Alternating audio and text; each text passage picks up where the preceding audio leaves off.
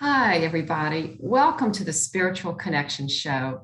I'm your host, Katie Augustyn. So, I am an energy healer, I'm a transformation coach, I'm a shamanic practitioner, and I'm the spiritual head of the Transformation Center CT, which is located in Westport, Connecticut. You know, at the center, we do a variety of things. In addition to the individual sessions that I do for coaching and for healing, we also have regular events every month. And I'm going to put up our website so you can see here we go, the address, and you can contact us that way. And it tells you all the events that are going on throughout the month. Okay, it's not sharing for some reason. But anyway, the website is transformationcenterct.com. There it is. Now it came up. And that's how you can contact us by email or by phone or text. So every month we have a satsang, which is Sanskrit for in the company of truth. And that's usually the last Wednesday evening of each month. And we get together on Zoom now. So it's really just it's just an hour from 6 to 7 where we can just be with each other, share some stories, talk about a topic, and we have a beautiful guided visualization and also some chanting at the end. So we'd love for you to join us for that.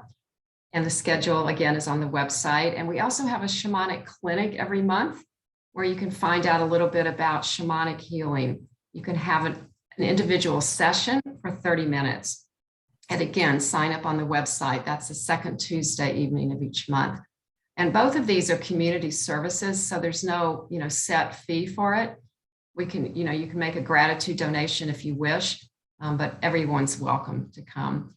Also monthly, we have a class the second Saturday of each month, which is called Spiritual Connection and Evolution. So everything is on the website about that, and we'd love to see you come. Yeah, so also, the Spiritual Connection TV show is all about connection, which is one of my core values, because I love to meet new people, connect with them, and also have you connect with your own spiritual self through listening to their journey and their story and what they do and how they can help you on your journey. So I'm really pleased that you're with us today. And I'm very excited to introduce my guest in a minute, who is Tina Angeli. Welcome to the show, Tina. Oh, thank you for the invitation, Katie. I'm so pleased to be here. Yeah, I'm so glad to have met you online. We haven't met in person yet, but that's not yet. Going to happen this summer, I'm sure. Yeah, so I'm just going to read a little bit about you before we get started so the audience gets to know you. So Tina is the director of the Soul Center in Granby, Connecticut. And I'm going to put up her contact information. And that's it, the SOUL Center in Granby. And Tina has been in communication with spirit, angels, and guides since she was a child. So you're going to hear all about her story, how that happened. She also teaches classes in metaphysics, past life regression, and inner growth. She works with clients individually and in small groups. So I'm really pleased that she was able to join us, and you can see her website there, which I love the name of, and she'll tell you the story, I think, about how she came up with that name. weareangels.net. You can contact her through her website, or that's also her email address. So there it is. So again, welcome to the show, Tina. And you know that I always start with the first question, and I have a feeling that you could talk for hours about this. A little bit about, your spiritual journey, how it started, how you got to where you are, that kind of thing, what you want to share. Thank you. Oh, thank you. Okay, so I was born in Italy, and I came to this country when I was 14. So I had to learn English when I got here. But when I was in Italy, I had a visitor every night after my sister died. My sister Teresa, who was 1 year old, she died, and then right after that, because I felt that I was emotionally being abandoned, and so every night I would see this it wasn't I didn't even think of angels at that time. I was only 2 years old. I knew that it was, I called her my beautiful lady. She had long, wavy, dark hair, and she had a veil-like outfit, and she would float around and sometimes play peekaboo with me. And she would stay with me. She'd just float around and stay with me until I fell asleep. And this story went on from the age of 2 until I was about between 7 or 8 years old. And I learned many, many years later that the ego does not set into the physical body until that age. So I started to think with my head instead of my heart. And I didn't want to, I knew that this was not something normal. And I didn't want to be different. And so I said, I don't want to deal with this right now. That wish was honored for many, many years until about 26 years ago, when I saw the vision of an angel over my huge garage here on my property in Granby, Connecticut. And she told me that she was the same one that used to come and visit me when I was a child in Italy. And she told me that her name was Naomi, and that she wanted to just let me know that this work, meaning channeling spirit guides, angels, whoever needed to come through for people, that was one of the functions that I chose in my contract before I came on the earth to be doing this work. And it was important for me to know that I didn't have to worry about the information that came through, because it would come through me, not from me. All I needed to do is just trust, allow, and they would do the rest. And that to me was so powerful, because it was like a very pivotal, where I finally accepted this, and I knew that I had help, and that's it. So that's what it wasn't until like 26 years ago that I finally committed to be of service in this way. And of course, I didn't have any support, all that. So it was one of those things where you just learn as you go along. The clarity comes when it's necessary. And when people ask me, did you go to school for this? And it's like, no, I didn't. I just, I tell the story about the angel over the garage, the way she came. And then I let them know that it's all about practicing. I began to do journaling and all that. So it started because, see, we are instruments for spirit to speak through us. And we need to practice how to do this. And they also practice to be able to get comfortable with you as the instrument. So it's a two-way street. And the information comes through for groups, one-on-one sessions. And of course, now because of COVID, I do just an online Zoom or Google Meet. And it's been an incredible, wonderful journey for me. I am so grateful to be able to be of service in this way. I used to host events on my property. I have a waterfall with a pond, and of course people come and walk my wonderful Labyrinth, and we've been doing drumming and all kinds of other events as I get the clarity from spirit as far as what it is that I am supposed to be doing here. Yeah, no, that's beautiful, Tina, that you were able to, grow into that. Like you said, you weren't, maybe ready when you were younger, but then when you were ready, Angel back and is working through you. It kind of came in stages, because I remember as I was getting older, and then I married, and I have as my two girls were growing up, I could feel the nudges. I knew that someone was around me, and I said that I don't have time to deal with this right now, but if you have help, I'll take it. So, but they always express the idea of having a sense of humor, because life is too complicated, you know. I've had that experience with angels myself. Yeah. Angels, they have very good senses of humor. I love it. They're very playful and Yeah. So at one point, years and years ago, I got the nudge. I call them more like a spiritual 2x4s, or these little hints that come in my head, that I needed to write a book. And I said, that's interesting. I never written a book, and English is my second language. How am I going to do that? So I began to put some stories together, and then it took me 10 years to finish my book. I did self-publishing because I didn't want to change the energy of the information in it. I was given information on as far as even how to format it, what to put in it, as far as even graphics and pictures at the top of each chapter. I was told that it needed to be 12 chapters. I mean, all that came to my vision. And so I started putting things together. And at one point, my oldest I have 4 granddaughters. So Olivia was 4 years old. She's now in college. That's how long it's been.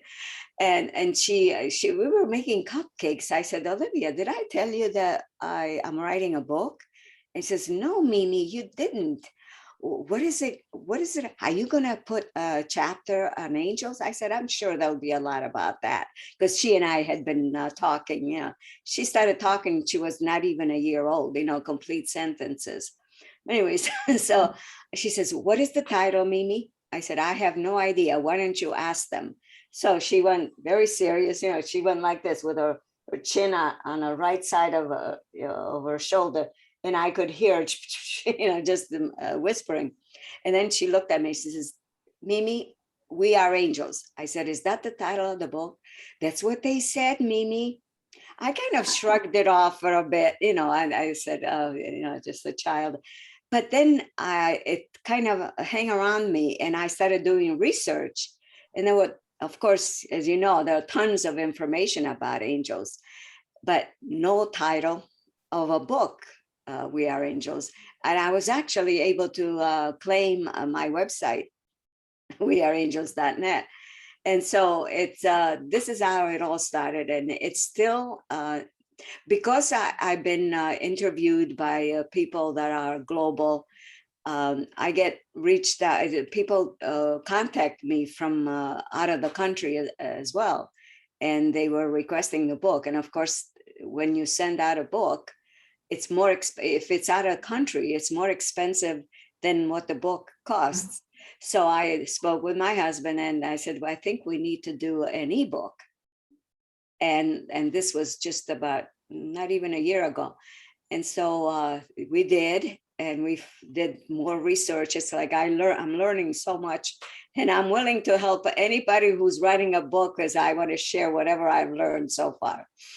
And so we did. We did find a good company to do the ebook with, and now it's being sold out of the country, Europe, everywhere. Wonderful. Wow, what a great idea. So that's available on your website. Do you, Yes. you have like a sample of your book or anything to show us? Do you? No. It's called We Are Angels. We Are Angels. Yeah, I could, if you wait, I could go get the book and then put it on screen. Yeah, well, that's okay, because I think people right. can go to your website. I'm going to put up the website again. Okay. And it has a little photo. The one where it says We Are Angels, is that like the cover of your book? Is that the angel that? Yeah, that's the angel, but the other part of the garage, that's missing from this picture, but that's okay, because she was 3 times the size of my garage, and my garage is 24 by 40, and it's double-decker gambrel roof. Oh, wow. Yeah. Must have been quite the angel to come up like that. Yeah, so that chapter in the book, I called it, Is This Big Enough for You? Because that's what she said to me when she came. That's so cute. So she definitely has a sense of humor. Oh my goodness, yes, they all do, really. Yeah. So does she give you, my understanding, correct me if I'm wrong, is that as humans, we need to request or ask for help. Is that true or not true? Yes, it's a very important. There is a spiritual law that they're not supposed to interfere unless we ask, or unless it's written in a contract that let's say that we're about to lose our lives, and automatically they come to the rescue because the contract is not finished yet. Oh, right. That makes sense. And like your contract that you were here to guide people using angels as one of the sources. So, Angels, guides, mhm. archangels, you never know who's going to come through. Yeah, yeah. So you're able to use them for your own guidance. Obviously, they help you in your life, right? Yeah, it's I mean, it's not as a prayer, it's just a request. Okay, thank you for helping me with this. That's it. I don't have to Mhm. have any kind of a format. It's interesting. I kind of do the same thing. Like when something happens and it's serendipitous, or I wasn't expecting it, or I found it really helpful. I just have this, the sense that my angel's helping me, and I just say thank you. And Yeah. And the attitude of gratitude is so important to practice. yeah, and just keep that forefront. I think it really kind of paves the way for more to come. If we're grateful for what we have, then even more can come to us, right? Yeah, especially now with this COVID situation and other challenges that are coming toward us, the earth changes and all that we need the help more than ever. Yeah, that's true. So that wasn't around, COVID wasn't around when you wrote your book, because this was a few years ago, right? Well, in the book, I there is some channeled information, and they kind of kept it vague as far as the earth changes. The earth changes, and when I had near-death experiences as well, and when I died at the car crash, I met up with 9 entities that I, they were just. I could see myself down in the car, but my soul just kind of get out got out of my body, almost like it felt like a suction get out, and then I ended up at this. I call it a room, for lack of better words. It was a space, and within that space, the walls were made out of this most incredible, loving white light. I felt embraced. There was no pain there, and I actually counted them. There were 9 of them, and the reason they were wearing brownish capes. The face was just made out of light. There was no definition, but the reason why, and I knew instantly there that they were wearing these capes for my purpose, so I would know that there were 9 of them. But I also knew that the one in the middle was the one that made the decision from the group. And I didn't learn until, like, oh my goodness, just a few months before I finished my book, before I was ready to publish, who they are. They are the lords of karma, which has nothing to do with karma as we know it. They're entities, highly developed entities that help those of us that are chose to be of service in this way as the earth changes are happening. So there was a time when it was like two years after I had the accident, or more years than that. I was at home. There was nothing coming out of me as far as right. I was sitting by the computer, waiting for stuff to come through so I could put it in the book. Nothing. I was very frustrated. And then I felt them, all 9 of them. They came in very gently, very loving. And I heard telepathically that the book is going to be very helpful, especially for people that are contemplating suicide. And poof, they were gone. And I'm saying to myself, oh my God, how can I not finish this book if that's supposed to be so important? So finally did. And Wow. it's been 2 years now, and it's been the feedback I get from people is such a blessing.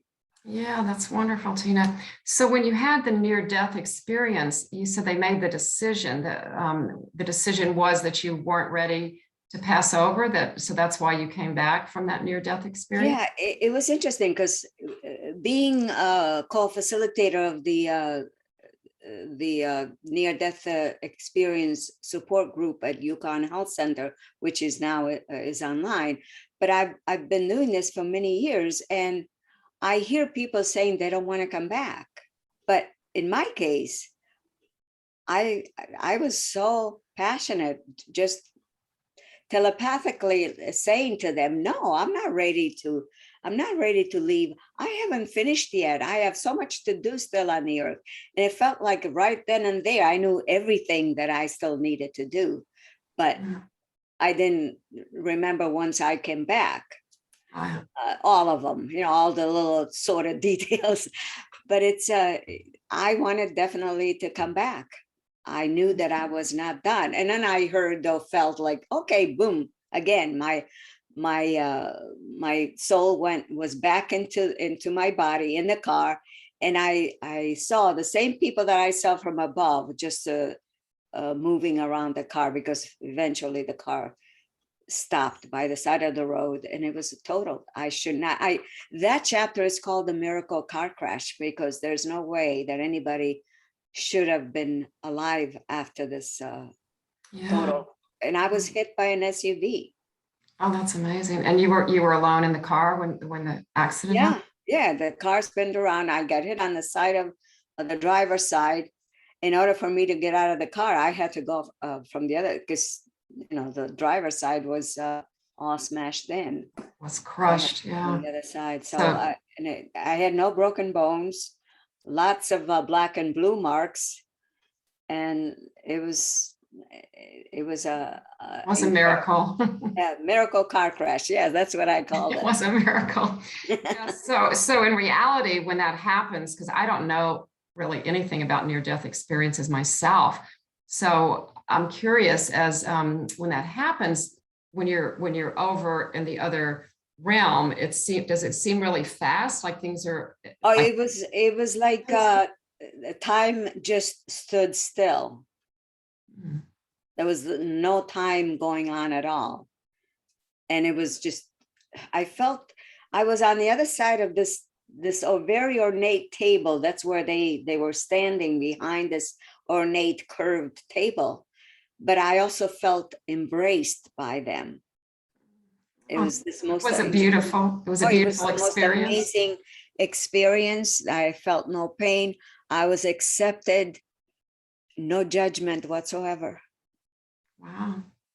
So this is something that really is great to share with others, because it's like there's no fear around dying. What we call dying is really crossing over. Yeah, that's one of the themes of people that have had near-death experience, is that not that they're going to rush it, but they have no longer a fear of death. Mm-hmm. So are there a lot of people? So you said you run this group out of the UConn Health Center. Can you just? Yes. They give us this a room to have the meetings at, and we get speakers. And now I've actually been able to get a lot more speakers from all over the country, because of the fact that we're online. We do a Google Meet. And the website, our group's website is NDE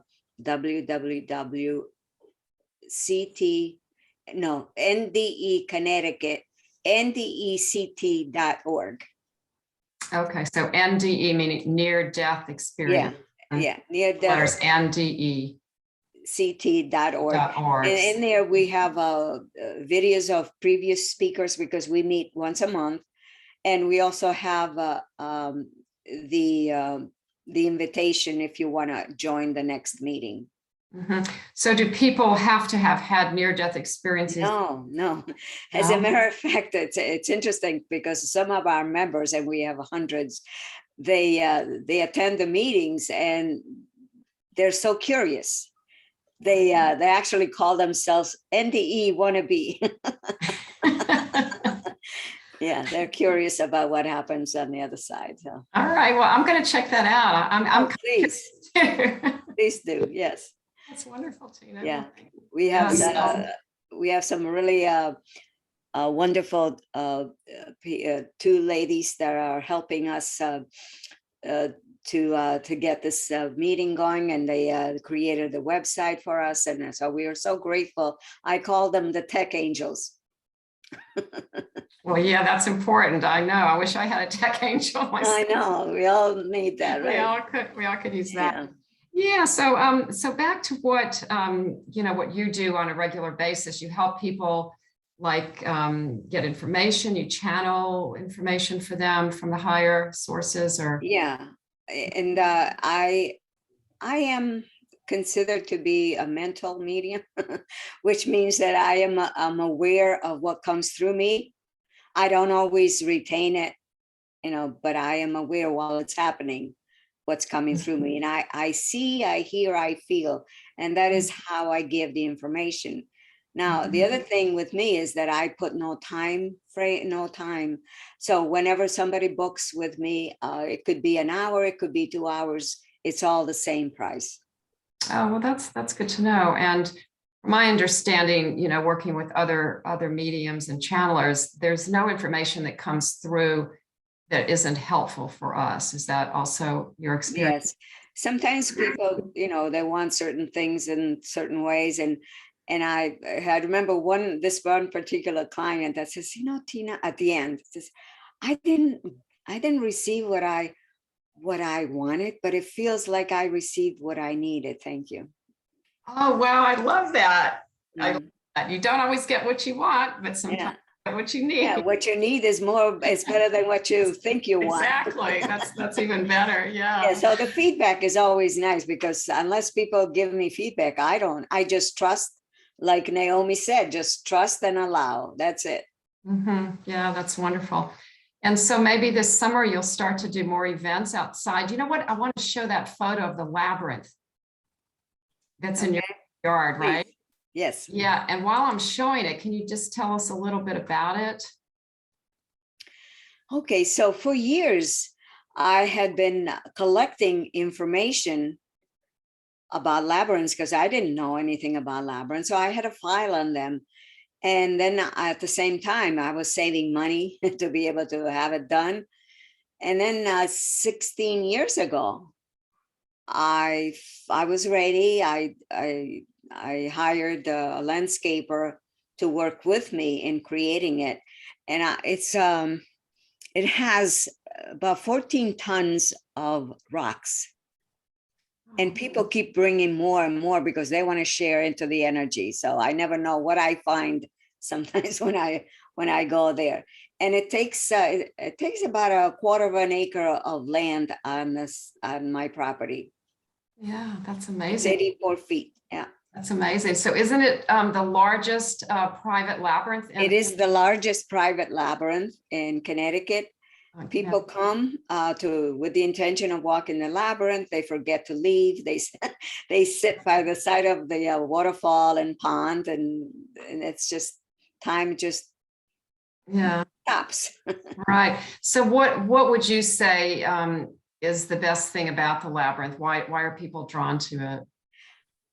So some of the feedback that I received was very powerful. Like one woman came all the way from Brantford to gift herself the walk of a labyrinth. So she searched out labyrinths and she was drawn to this. And she said that she knocked at the door after she was done. She says, Tina, I came into the labyrinth with tons of questions.